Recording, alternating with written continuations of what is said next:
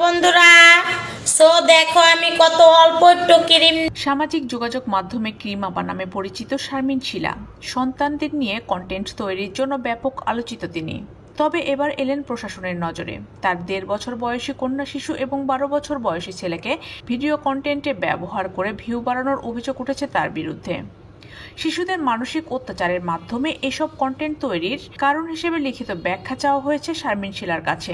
সন্তোষজনক ব্যাখ্যা না পাওয়া গেলে প্রচলিত আইনের আওতায় পদক্ষেপ নেওয়া হবে বলে জানা গেছে।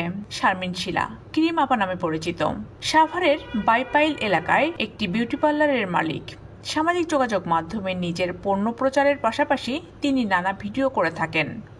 ফেসবুক ও টিকটকে প্রকাশিত ভিডিওতে দেখা যায় মেয়ের চুলের রাসায়নিক প্রয়োগ, কানে ভারী দুল পরানো, ধমকানো, খাবার কেড়ে নেওয়া এবং মাঝে মাঝে চর মারার মতো আচরণ করছেন, যা শিশু নির্যাতনের পর্যায়ে পড়ে বলে অভিযোগ উঠেছে। ভিডিওতে তার মেয়েকে প্রায় অস্বাভাবিক আচরণের মুখোমুখি হতে দেখা যায়। শারমিন শিলার মেয়ের বয়স ১.৫ বছর। মেয়েটির ভয়ভীতির চিহ্ন স্পষ্ট হলেও শিলা এসব আচরণকে নির্যাতন নয় বরং ভালোবাসা বলে দাবি করেন। ক্যামেরার সামনে তিনি তার ১২ বছর বয়সী ছেলেকেও হাজির করেন।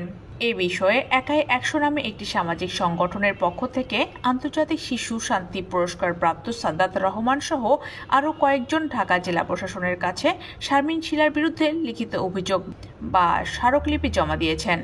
বিষয়টি আমলে নিয়ে জেলা প্রশাসনের পক্ষ থেকে সাভারের উপজেলা নির্বাহী কর্মকর্তাকে প্রয়োজনীয় ব্যবস্থা নেওয়ার নির্দেশ দেওয়া হয়েছে। সাভারের ইউএনও মোহাম্মদ আবু বক্কর সরকার জানান, উপজেলা মহিলা বিষয়ক কর্মকর্তার মাধ্যমে অভিযুক্ত নারীর কাছে লিখিত ব্যাখ্যা চাওয়া হয়েছে। সন্তোষজনক ব্যাখ্যা না পাওয়া গেলে প্রচলিত আইনের আওতায় পদক্ষেপ নেওয়া হবে।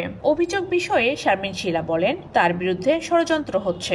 তিনি সন্তানের কলিজার টুকরা বলে উল্লেখ করে দাবি করেন, কোনো নির্যাতন তিনি করেননি, যদিও অতীতেও তার বিরুদ্ধে এমন আচরণের অভিযোগ উঠেছে এবং একাধিকবার ভিডিও প্রকাশের পর তা মুছে ফেলেছেন।